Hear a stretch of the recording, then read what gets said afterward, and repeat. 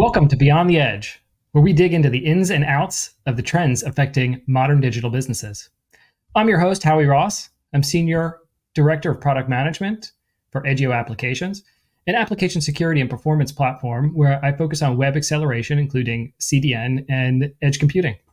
I've been doing web development and cloud architecture for about 20 years, and during that time, I've worked in many industries, including fintech and e-commerce, where I worked with brands including Urban Outfitters, Coach, Verizon, and M&M's. I'm joined by Ellery Womack. Hi, I'm Ellery. I'm the Senior Director of Engineering at Edgio. I work with a team of architects, engineers, and QAs to help Edgio customers derive the most value from our products. Over the past 3 years, my team has helped customers derive incremental revenue and SEO benefits by improving their core web vitals with Edgio technology and performance engineering. And thank you, Ellery, and we're also joined today by Tom Gorup.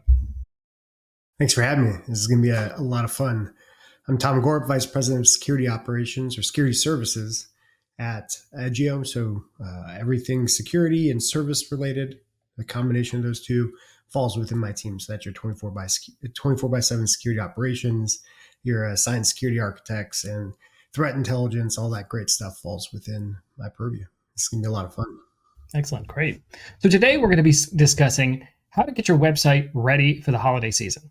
I know that it seems far off, but to really take advantage of the insanity that is the holiday buying season, we need to start prepping now, because websites experience dramatically increased traffic during this holiday period when the sales and promotions are running on the vast majority of B2C businesses in retail, travel, and hospitality. So businesses really need to prepare for this increased load, as many businesses depend on the increased revenue from Black Friday, Cyber Monday, and the entire holiday season. And not hitting your targets during this critical period can be devastating for businesses. So Tom, what should organizations be thinking about and doing right now to ensure a successful holiday season?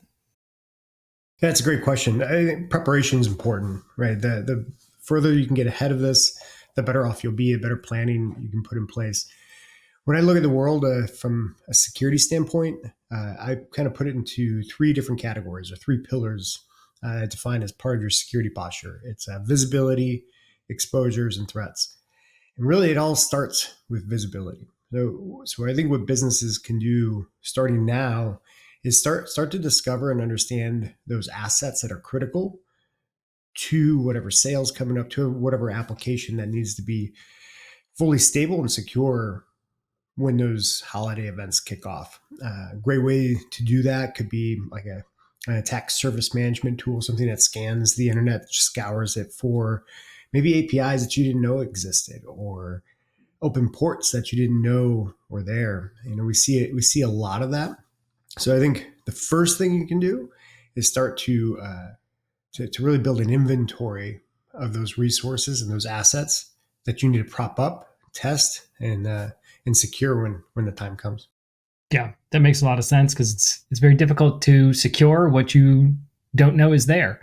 Do you feel like there are increased risks during this holiday period? Yeah, 100%. The holidays are, significant revenue. Some businesses, 50, 80% of the revenue is propped up through the holiday season. So it's critical that their web resources, or the conduit of which customers are purchasing from, is highly available. Attackers love to take advantage of these scenarios, and it's not uncommon to see, DDoS as ransom or other sorts of attacks that inhibit the ability for these sales to go on. So we start getting busy right about now in preparation for those events for our customers. And when it's game day, man, it's all hands on deck across the board. Right. That makes sense. So Ellery, in addition to security concerns and hardening our websites, what else should businesses be doing to prepare and ensure a successful holiday season? Thanks, Howie. So a lot of our customers are worried about being able to handle the increased load from Black Friday traffic. And to get ahead of that, they've started load testing and stress testing their applications. Oftentimes, when Black Friday rolls around, businesses will send out marketing campaigns in the form of SMS blasts and emails, which trigger large spikes in load on their applications. So many of our customers have started doing these load tests, and they're working with us to identify the root cause of application errors and slowdowns in performance. Yeah, that makes a lot of sense. And then, once you get the results of that load test, it's critical that you make sure that you can sustain the load, and as you mentioned, a little bit more than you prepared for. This was many years ago, but I was working with I live in Philadelphia, and I was working with a locally headquartered discount retailer, and I had determined that they were woefully under provisioned for what we thought was going to be their holiday load. But given that they're at the time, most of their business was in their brick and mortar stores. They didn't want to add additional resources until it was Black Friday, and we, of course, were having issues as a result of the traffic, and the website kept crashing.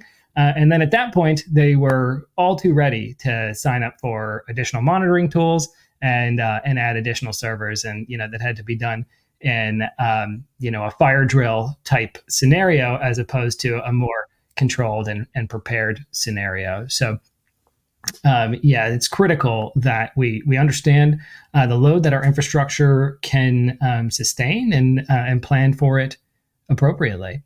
It's unfortunate. It often takes an event for somebody for some businesses to start investing. And that goes in security as well. I was actually having a conversation earlier today.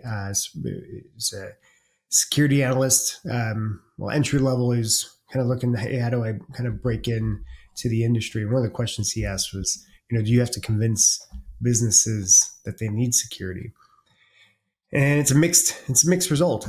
But I think more often than not, businesses want to do the right thing. They just don't know where to start. It's come a long way than 10 years ago when you're trying to convince a business that they need security or need those extra servers. These days, I'm finding more businesses want to do it.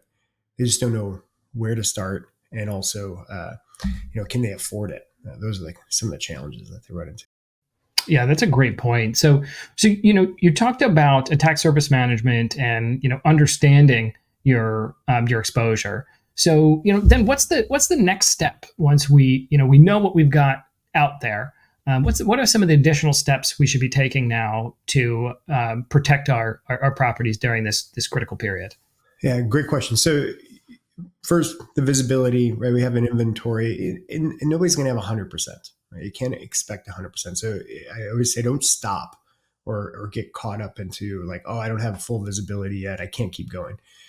Take what you have and then start looking at it. The next pieces to the puzzle there are exposures and threats. So exposures, where are your vulnerabilities, where are the chinks in your armor, and then how are you being attacked? So I kind of landed at these three pillars when I was thinking about how I secured battle positions in Afghanistan and Iraq. And these were the things that I looked at, right? I can't protect what I can't see. I need to make sure I have a good field of fire. I need to have good cover and concealment. And if I have exposures, I need to be aware of them. Sometimes you accept those risks, and sometimes that you mitigate them. But also when that fight happens, when the attack kicks off, knowing how the enemy is attacking you allows you to adjust your posture. So you need these three elements to start making those sorts of decisions, and you're likely being attacked today. So you can use that intel to drive good decisions. So those are two things to start incorporating in there. Where are your vulnerabilities? How are you being attacked? Get that good visibility, and then start planning. Maybe do some. Ellery mentioned load testing. What happens if you run into a DDoS attack? What happens next? A lot of team members are going to jump on a phone call, and they're going to be looking to someone to guide them. Do tabletop exercises, run a couple prior to, and I think that'll go a long way in your responsiveness to the inevitable attack. But you can reduce dwell time. You can reduce the amount of time that site is offline, and make it a big win at the end of the day if you're prepared well enough. Yeah, great point. So I would say that, almost as bad as a site that's offline as a result of a DDoS attack or a security incident is a site that is, underperforming and not taking advantage of this increased traffic and the promotions that are being run during this holiday period. So, Ellery, what else can we do to ensure that our sites are performing optimally? It's a great question. One of the things that our customers are looking at is A/B testing. So they're trying out new experiences for various types of pages to see what gets the best user engagement. How can we optimize conversion rate, average order value, page views per session, and other important business KPIs? And so people are testing out new page templates, different types of promotions, product discounts, et cetera, all across their websites. And they want to do this in a way that's highly performant as well. So using an edge experimentation product like the one in Edgio V7 has become a popular use case for them. But there are a number of just intentional performance improvement things that all of our customers can do. So we're constantly looking for opportunities to help customers with caching on our network. Cache content is going to be more secure. We want to make sure that response times for various APIs are very fast, and so helping customers identify that with our observability and analytics tools is important. And people might not know this, but a website that takes 4.2 seconds to load is going to convert at half the rate as one that loads in under 2.5 seconds. So these things are really important to go optimize. And we have a team that can help customers with this. But A/B testing and performance improvements are at the forefront of that. And that'll even take some load off of your origin as well. You're going to need fewer servers at Black Friday if your servers have to do less work to complete the same operations. Yeah, great points. We've actually had customers come to us, months from now, right? A month before Black Friday, and say, my website's too slow. I'm not passing, Google's Core Web Vitals. I'm not going to get as much organic traffic. My conversion rates are going to be lower. What can you do? And we can actually help them, but the tools that we have at our disposal at that point are somewhat limited, right? We can help you do some prefetching and do some acceleration in certain use cases, but really to take advantage of that increased traffic and get those conversion rates, you want to start that optimization well in advance, so that you can get those high cache hit rates and get that site performing as optimally as possible. So yeah, that's absolutely right. If you want to work backward from that, if Black Friday and the holiday season starts in November, most of our customers are looking to do a code freeze or code chill sometime in early October. We've been able to help customers become 30% faster in as little as a month. So if you're looking for performance improvements, I would definitely look to start that no later than the June or July period. Yeah, that's a great point, because by the time we reach the fall, we should be in that code freeze, or as we call it, a code chill. Because of course, if there's a critical bug or a security issue, we're of course going to going to have a thaw and patch that. But we should effectively be pencils down at that point. And so this ties into our team, our most important asset, our people. So what aspects of preparation should we be doing with our team members to make sure that they're ready for this increased traffic period? I guess I can get that one started. Some of our customers are working with us for dry runs of incidents and making sure we're ready for the incident response process, and we're documenting that both in our runbooks and customer runbooks.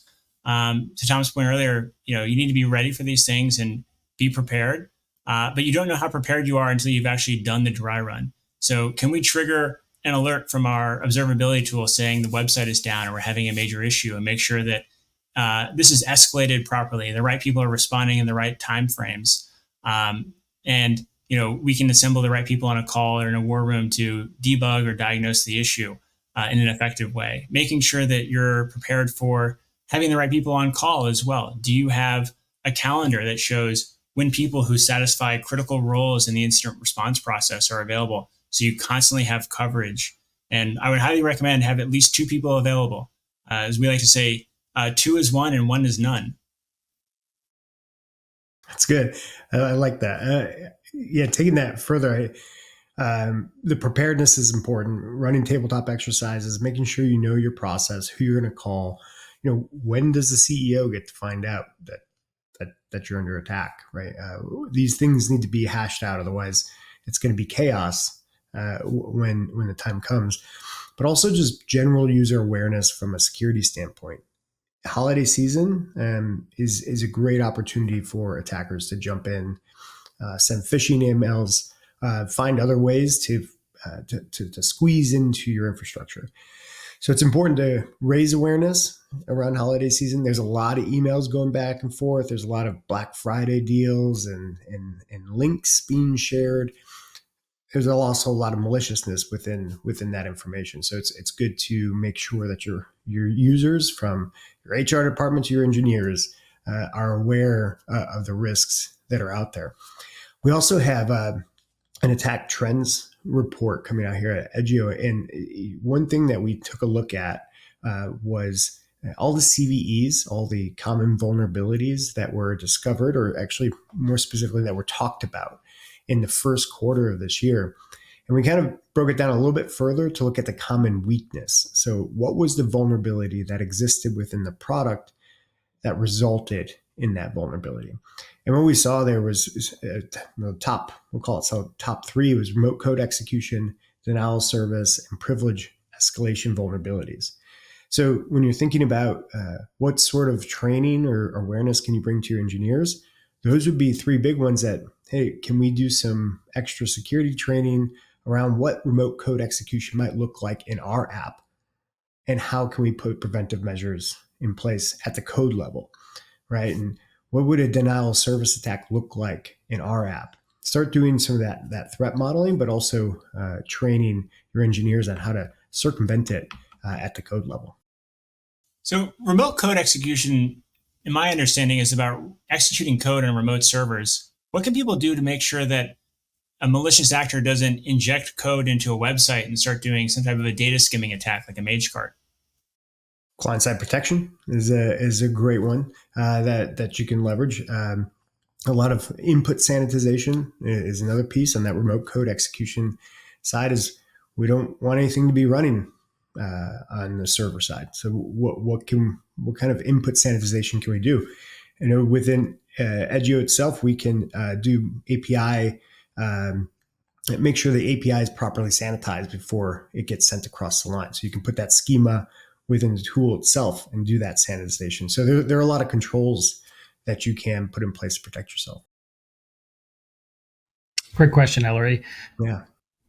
So let's say that we've been hard at work for months now, and we have our analytics and our observability in place to be able to detect our traffic and any attacks that are against us. We've optimized for performance. We've run our tabletop exercises, and it's now the fall, and we are the holiday season is upon us, and we're probably not doing as many code deployments, or at least we hope not. So what can we be doing now in the fall? Typically what we end up helping customers with is fine-tuning a lot of monitoring and dashboards and analytics. You've honed in on all the important things, but what else can we go monitor for? It's a great time when we don't have the pressure of delivering new features and new capabilities to customers, that we can actually focus a lot more on monitoring and observability. So making sure that we're prepared for that, and making sure that we give the right tools to people who are going to be doing eyes on glass monitoring, especially on days like Black Friday and Cyber Monday. We typically have eyes on glass and people who are checking in on the health of the web application and APIs on a very regular basis. So making sure they have all the insights they need to glean meaningful insights is really important. Great point. And Tom, is there anything that we can be doing in the fall as the holiday season is upon us to from a security perspective? Yeah, so it's not uncommon for us, like our security architects, be working with our customers to we talk about fine tuning the app, but also fine tuning the WAF, the web application firewall, as well, and also the bot management. The bot management is a big one. That could be something you can be taking a look at as well. You want to make sure you have good SEO ratings. You don't want to break good bots, but you also want to maybe protect those pages that are specific for the event. Maybe you don't want that new splash page to be released just yet. Make sure that you have the controls in place using bot management, using WAF to make sure that those are properly protected ahead of time. We do a lot of tuning on the WAF leading up to events, making sure that we're blocking the right traffic and blocking the right traffic and also allowing the good traffic to make its way through.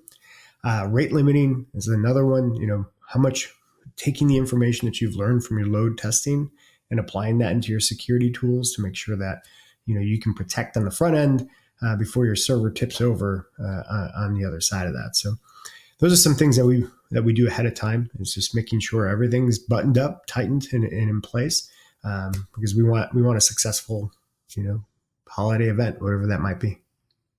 So you mentioned bot management, and I just want to kind of double check on that because so we, from a security perspective, we often think of bots as malicious and trying to do nefarious things on our site. They're trying to take over people's accounts and things of that nature.